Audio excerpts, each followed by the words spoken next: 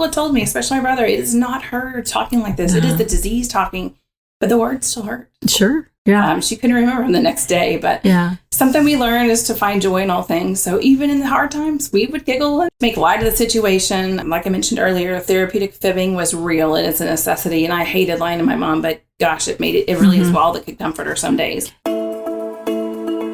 Welcome to Aging in Style, the podcast dedicated to celebrating aging and what it takes to do it well. I'm Lori Williams. I'm a certified senior advisor and senior housing expert. In each episode, you'll learn stories of older adults who are thriving in their 70s, 80s, 90s, and in some cases in their hundreds.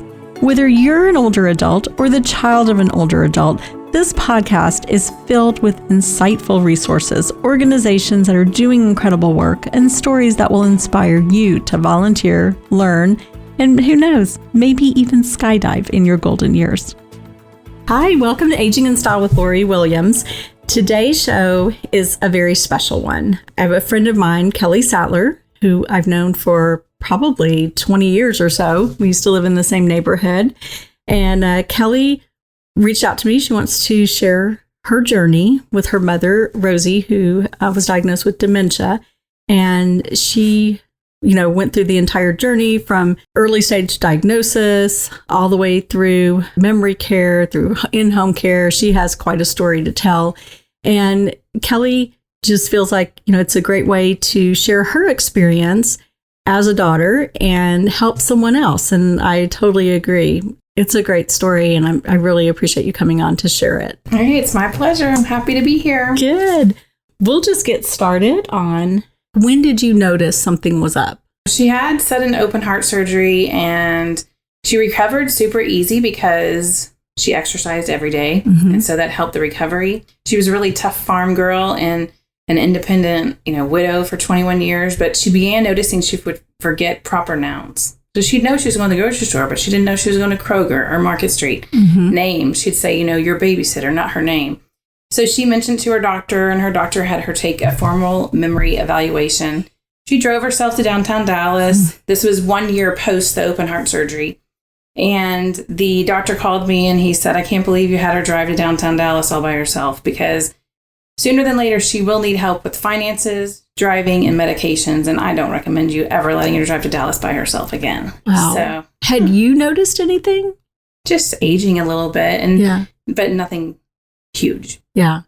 Do you think she was covering it up? Oh, for sure. Yeah. For sure. And she was young. I don't know if I mentioned earlier, but she's 67, which is very young. Yeah, 67 when she had the heart surgery. It was a total of 5 years. So from the time she had the open heart surgery and she died. So. Okay. So what happened once she was given the diagnosis? That was in November. And then 4 months later, we had to take her to an ER visit.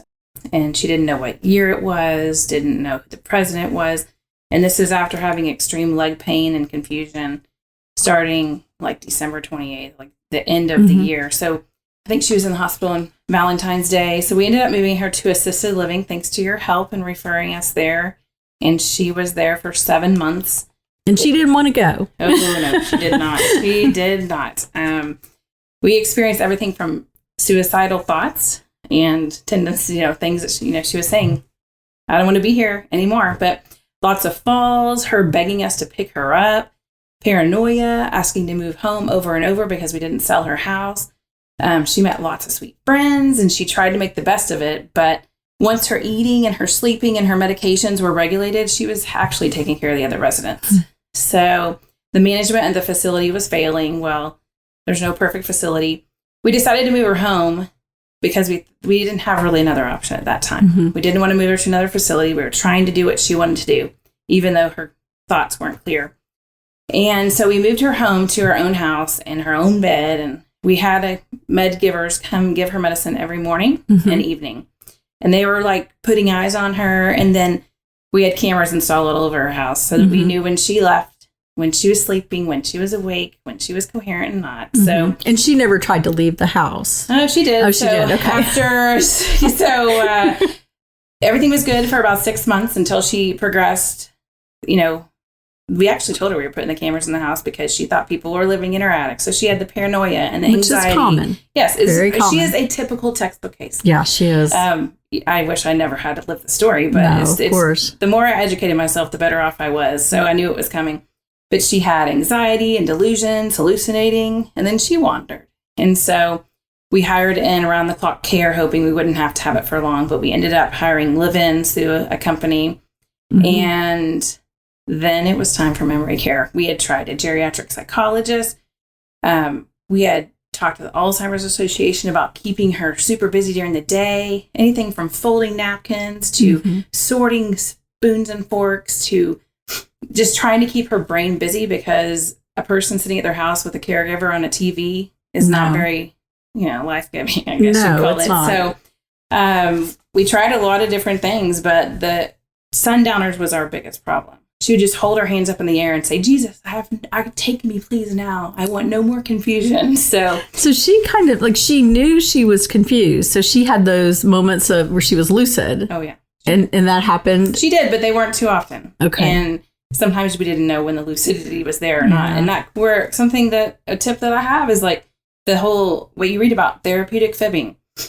It is necessary, especially when they have dementia. You have to tell them things that comfort them. Mm-hmm. And I hated lying to my mother, but you have to. I had to. Yeah. I had to.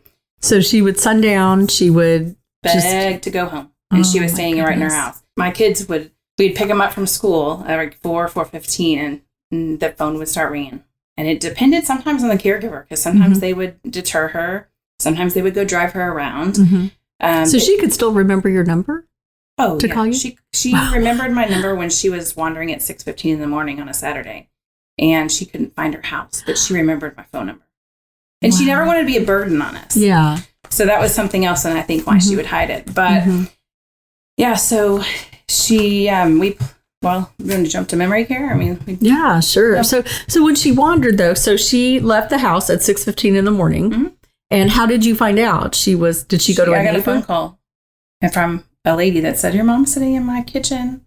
She has fallen, and she says she has some memory loss and she can't find her house. So can you come get her? I was like, oh my gosh. So that was when it started on Saturday morning, and she did it again on Sunday night. Mm-hmm. And she was just super tired, didn't remember doing it. But back though to the sundowning, it affected the whole family, because my kids would get in the car and say, how's Rosie today? Or I'd walk in the house and my husband would ask, how's Rosie today? Because they knew if she had a good day, I did too. Yeah. Right? Absolutely. So they were always kind of checking the waters, testing the waters. But they loved her and they cared for her. And that's why why they would ask. Yeah. But, so we tried everything. The caregivers tried everything. A tip when you're hiring in live-ins, try to only have 2 or 3 max a week. Mm-hmm. Because some weeks we had 4, some weeks we had 5. And that was confusing for her, all these different people. So if you only had one day, one person working 3 nights and one working 4 nights, you're so much better off, because it made her more clear when she didn't have people coming in and out. She thought at one point she was at a church retreat, and they were there for her to share Jesus to them. Oh my goodness. That happened a lot for several months. And it was because she didn't realize her house was her house with her things, because her brain was slowly dying. Yeah. But she thought these people were coming in. And that she didn't realize they were caring for her. So she was sort of caring for them, though.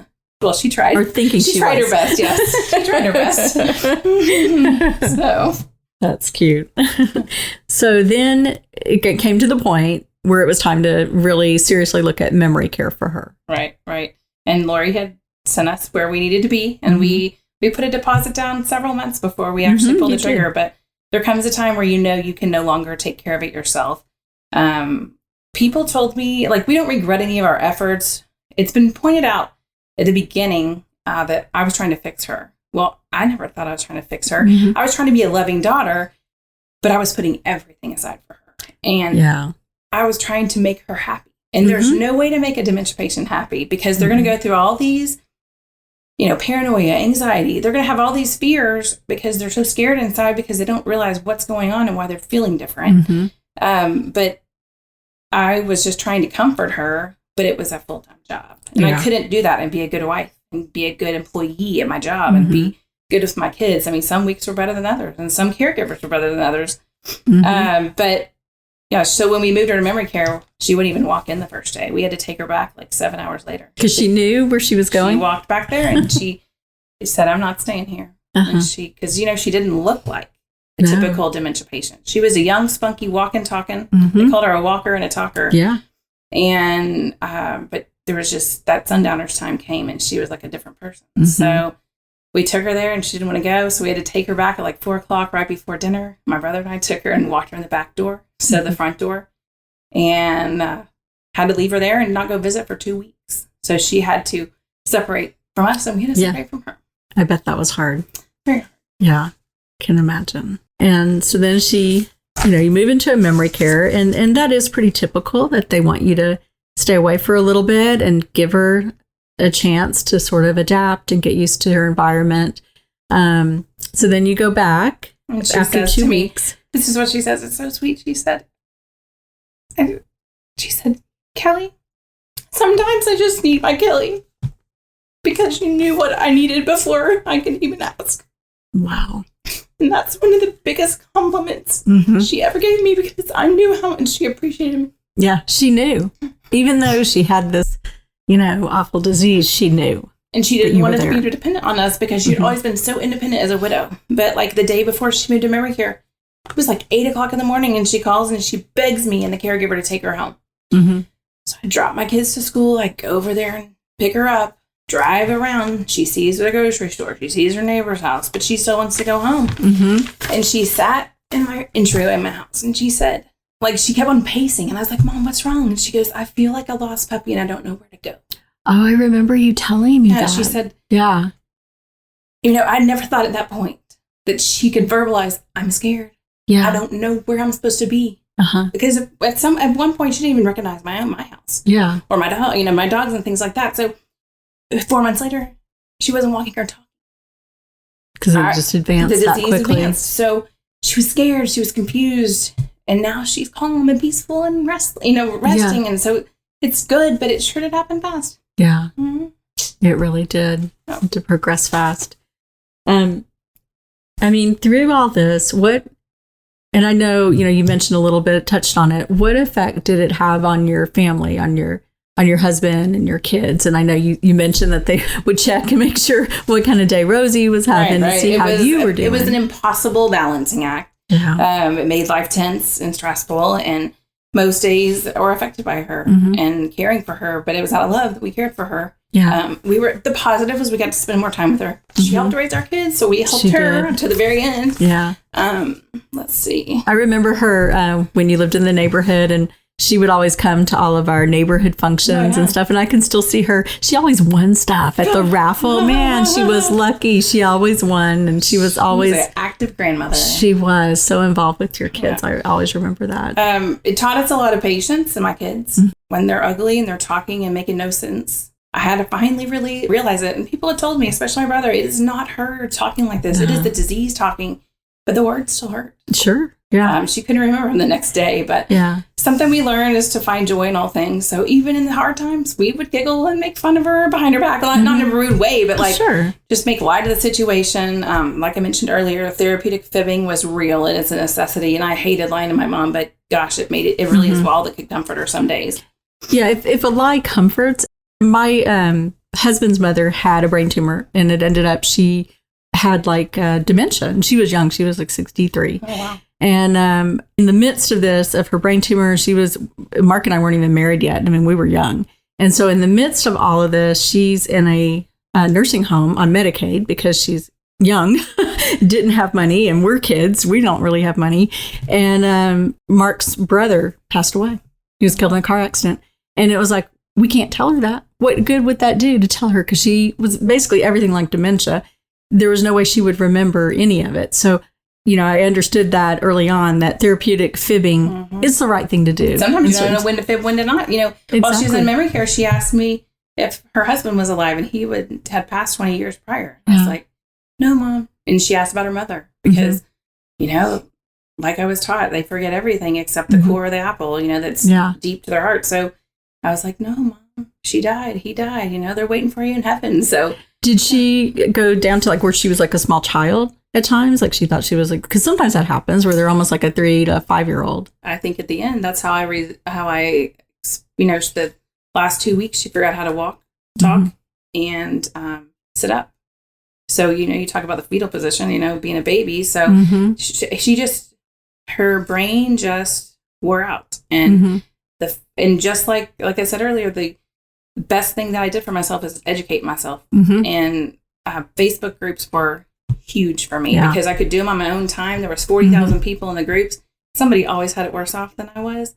And it's amazing that the comfort that it provided me and the knowledge I learned from it. And you actually told me about some of these Facebook groups because I hadn't, searched as a daughter because thankfully my mom does not have dementia. So I hadn't searched for that. But, we always say, go to a support group. Well, you know what? It's hard when you are the perfect sandwich generation. You're a mom, you are taking care of your mom, you're taking care of your kids, and you're working. So when would you have time to go to? I did it a couple of times. I went on a few Friday mornings and it was not convenient. And it was all spouses. And they were all super elderly. There was no daughters taking care of their So it's good to know. Yeah, there's lots of different avenues out there for sure. Yeah. So the question back was, you said, what did we learn, though? I think what I would say to other people is that we're not alone. You got to find just like a support group. You got to find a friend who understands, that can walk through the journey through you. Some of my favorite people I ever met were in the parking lots at assisted living and memory care. Wow. Because they were experiencing the same thing as you. And you started talking to them after they went and visited their parents and they felt the same way you did. And, when you're trying to find a facility, I didn't have to search too far because you were right there with us the whole way. But both for memory and assisted living, but asking another family what they think about the facility or two. Because they're experiencing don't get out of your car till you see somebody going in and then you say, hey, how long has your parent lived here? That right there was an eye-opener at multiple places. Just to see how their experience was. And then something interesting that I learned, and I asked my kids this before, because I knew I was coming to do this today. I said, what did you learn through this? Because I have one child that wants to be a nurse now because he's learned he's really good at caregiving. Like he has the knack, he has the heart, he has the patience. And he thinks he could get paid to love on those people. Like he thinks that's just great. That's awesome. But he said, if I had to tell my friend what dementia was like, I would tell them, don't expect them to get better. And I said, why? And he goes, I always thought she was going to get better, but she only got worse. So I never knew that he was disappointed for months until after, like probably about 6-8 weeks after she passed. He was like, I just kept on thinking she would get better and she never did. And it was so disappointing to me. Yeah. So I don't know if I gave him a false sense of, reality, but. Or just as a kid, you just think, she's going to get better. Exactly. Let's see. Other things that I learned was do not take anything, a single thing that's valuable to a memory care or assisted living. It's just, we didn't lose anything big, but people take things out of people's rooms. That she left things at the dinner table. We lost her glasses. We lost a couple pieces of jewelry that she really wanted to have that I wish I had now. Like other residents in the memory care, maybe? You never know. It could be an employee. You just never know. And it was not something we couldn't live without, but it was disappointing that her glasses were gone really quick and never found. And just little stuff like that I just look back, and that's the best advice. Do not take anything valuable because you never know whose room it's going to end up in or whatever. And so maybe just take pictures and things to make it homey for her. Yeah, pictures. Just don't take things that are not replaceable, And then we were told that, but you only follow directions so much because you want it to feel like home for them. And then another tip that I have is invest in a camera. The facility she was in for memory care was amazing, and we can't say enough good things about it. Lori knew exactly where to send us. But I think only 4 out of the 33 rooms had electronically monitored devices, so meaning a camera. And it gave us a sense of mind. Now, it does cause you to have some PTSD afterwards because you're used to seeing them and you see some things you wish you'd never seen. But this sense of security that it gave us was good, but again, hard to live through. Just in what way do you mean? And just to watch her, watching her digress, or see her crying or frustrated or trying to do something, put on her clothes by herself and she needed assistance. So let's see, other advice. You'll meet amazing people through the whole journey. And those are the people you cling to. I mean, those are people like neighbors and friends. They'll do anything you ask them to because they want to help you help her. My mom didn't look as progressed, like I said, as other patients. But she was much younger. Super quickly. So that's why I thought she'd be one of those patients that would live forever. with dementia and just be there, the tough ones at the end, just sitting there. And she really wasn't for very long. Well, and that's because they say the younger you get it, the quicker it progresses. Did you ever heard that? Well, I'd read, and she had vascular dementia, and I read just the other day that the typical expectancy of vascular dementia is 5 years. And she had it like 4.5, 5 years. But you can have Alzheimer's up to 20 years. Yep. I don't know if I could handle that. Taking over 20 years. No. Advice I'd give somebody along the journey is when your family and friends ask you, how's your mom? What they're really saying is, how are you? I care about you. And I know if your mom's good, you're good. But my kids would ask me when they got in the car, but I have friends from church. My friends would ask me constantly, how's Rosie? And I finally was like, after about a couple of years, I was like, what about me? How am I? Yeah. But when they looked at me, they thought about her because they knew I was spending my time and effort taking care of her. So don't feel bad if they always ask how your parents are doing and not you. I like that you just said that, because that is true. Because I know I would ask you all the time, how's your mom doing? And I really was asking how you're doing. Right. I never thought about it, but you're right. It's just one of those things I learned, and I don't know if I would do anything different when you're just asking out of love. Yeah. That's truly what you're doing. Some other advice I would give is get your business in order, even if it seems morbid. Ask what songs you want played at their funeral. Write down their wishes, which ring they want to give to which grandchild, things like that. Just little stuff. But the best thing I learned, and it took me a long, long time to accept it. It really took until we went to memory care to me accept it. We met with some friends for dinner in July, and we placed her in memory care in November. And it took me from July to November to finally claim it. But you cannot ever make them happy. All you can do is make sure they're safe. And we had full confidence when we moved her to memory care, she would be safe. And let me tell you, she did the same things at memory care that she did at home. She fell. She had to have the paramedics come and take care of her. She had hit her head and have to go get a CT scan. She would, do all the typical things she did at home, but there were people there trained to do it for her. And that I was not trained to take care of her.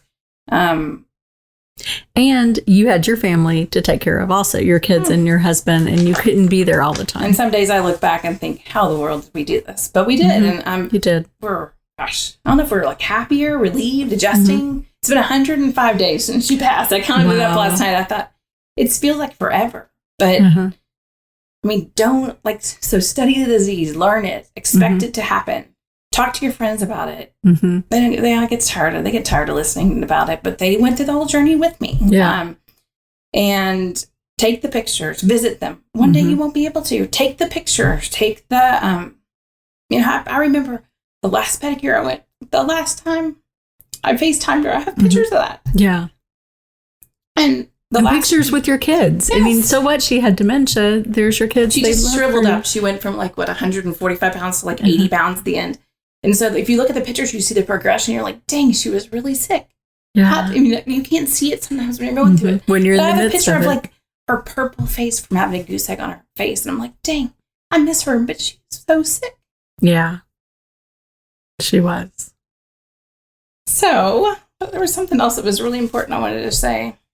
I really appreciate you sharing all this. I think it will help other people on this journey. And it's something people don't always want to talk about, because it is raw, but it's so important. I mean, eat the cupcake, buy her a new outfit if she didn't even know it's hers. Yeah. I bought her an outfit before we went for Christmas, and so glad she had it. Yeah. Cry with them, read them. I mean, some of the best things I did was go read her Bible to her because she couldn't read. Her vision went with the disease too, which is very common. Yeah. We would go sing hymns together, and we would send pizza to the entire staff on New Year's Eve. I mean, those things that cost $50, $60, they mean so much because you did everything to the end. Yeah. I remember she went with the memory care at Christmas. There's a church in Fort Worth that was doing a special, it's dementia friendly, and they had a dementia friendly Christmas service, and she was one that got to go. She was one that got to go, and it was one of her, I think she hadn't been out in 4 weeks, so we placed her in November, and she went just about 4 weeks later. Yeah. And the bus ride was long, but she remembered it the day after, then that was important to her to go to church, and she didn't realize it wasn't all the way Christmas. Yeah. And cold outside, but you know, some of the other things we did was we paid for her live-ins to have pedicures with her, or we, you know, ordered the fried chicken even though it had fat in it. Yeah, who cares, right? I would go and sometimes we would buy her makeup and they'd put it on her and make her feel pretty, because that's sometimes all they had to do in a day. And you know, tell them you love them, take the trip. You know that it might just be your last. You just never know, and you don't want to have any regrets. Yeah. Well, I think all those are. That's awesome, Kelli. Well, again, my storm I went through is somebody else's one day. And I think that the more that you can learn, this is not going to go away. It's only going to become more prevalent because the medicines people are on keep them alive longer physically, but not mentally. So you're going to see this, I think, go, don't you think? I mean, you know, you're a senior specialist. Yes. I mean, you know, we do see more and more of it. And, you know, back when my grandparents or my grandmother had dementia, but I think of my grandparents who died in the early 80s. And, you know, at that time, I don't think they had dementia, they were forgetful, but I remember the family would say senile. They're a little senile. And you just kind of had that in your mind that, oh, just as you get old, you're senile. Yeah. But no, it's a whole different game now, you know, and who knows, you know, there's so much research going on. Is it, you know, I mean, clearly it's got to be something in the environment, something. It has to be. My kids joke around all the time, Mom, you have dementia. I'm like, don't say that. Don't say that. That's so mean. You don't understand. That hurts my heart. It really does, because my daughter will say that every now and then too. You forgot that. And it does kind of strike a little fear when you've had a family member have it. It does put a little fear in your heart. Like, I don't want to have that, you know. So, you know, she died during COVID. So it was a gift that God gave us, because she was put on hospice because of extreme weight loss in mid-March and died in end of April. But we put her on hospice 3 days before they allowed no one else to come visit. Oh, wow. Right? So we had 6 weeks of not visiting her except on FaceTime. And they would send us videos, and I can still watch them today. It's so neat to hear her voice and stuff. But that time allowed us to let go. Yeah. And it was a huge, huge COVID blessing. And right when they said it was time to call in, you know, forces for end of life, they brought in the most amazing hospice people. I don't know how they do their job, but they allowed us to come in. And we sat there, and I died holding my hand. So it was like God preparing us to go from busy, busy, busy taking care of her to slowly letting go. Yeah. So the progression has been amazing. Yeah. And I'm glad that even through COVID, you were able to be with her, because a lot of people, especially during that time, March, April timeframe, they weren't able to be with their family members. So and in the moment she was put on end of life, I could come and go as much as I please, 24 hours a day, but I could only go to her room, only 2 people at a time. And it was just a blessing to be able to be with her at the end. Yeah. So she never forgot me. That's pretty interesting. And I'm not sure if everybody would agree with that, but I could just tell when I talked to her before they put her on end of life, she knew who I was. She did. And that's a huge gift. Yeah, that is. It really is. Because I think that's a really hard thing that people really struggle with when their parents forget who they are. You know, and I've talked to so many families over the past 13 years that has happened, where it's common to forget the names of the grandkids and that sort of thing, but to forget the child is very, it's a disease, but it still would hurt your heart. I just can't imagine. So I can't imagine having that feeling, and I'm thankful I didn't, but me too. It was such a privilege to take care of her. Yeah. Yeah. And you honored her well. I have no regrets. Yeah. You did a great job. Well, I'm so thankful that you came on and shared your story, as hard as I know it is to share, but that's how you are, though. It's my pleasure. You have that giving heart. So I'm so thankful for you, and thankful for being there with you the little bit that I was. If I could help you at all, I'm happy. She just loved on my mama, and so did the people at the memory care and the assisted living. One of the gals at the memory care would go sit with her when she was on end of life and just hold her hand and sing to her. Wow. There's just some really amazing people that you meet, like you said, through senior living and working in these communities. And sometimes I think people don't understand that. They think that, they're going to take their family member to a community and, we're just leaving them in a memory care. Drop them off. Yeah. But the people that work there, I mean, there are people that, they love them. They truly do. And you don't really believe it or understand it till you see it. Right. Would you agree? They would text me. I was in Washington, D.C., and I got a text and said, look how pretty your mom looks today. Oh. And she did. She looked like an angel. I mean, they put on makeup and, pretty day. And they found joy because they knew, well, they were doing their job, but they found joy in the things I would find joy in. Yeah. And they communicated them to us, but even the good and the bad and the silly and the mean and the ugly. Yeah. They just were good at communicating. I mean, no one's ready to watch your mom hit anybody or buy diapers for your mom or, you're not prepared for those things. And memory care helped significantly ease that, and how to move forward on different things. Exactly. So I am thankful, and I'm here, though, truly I had a great mom, and here's our opportunity to carry on her legacy. Yeah, absolutely. I love that. Well, thank you so much, Kelli. And I just admire you for coming and telling the story. I'm not sure how I would have done it without you, because you confidently referred us exactly where we need. Well, it was my privilege to be able to help you and your family. And thank you for coming on. So if you have questions about dementia, specifically memory care dementia, we have all kinds of resources for you. So please do reach out. You can go to my website, loriwilliams-seniorservices.com. And my phone number's on there, email. So if you have any questions, need resources, we are here for you. So thank you, and we'll see you next time. Bye-bye.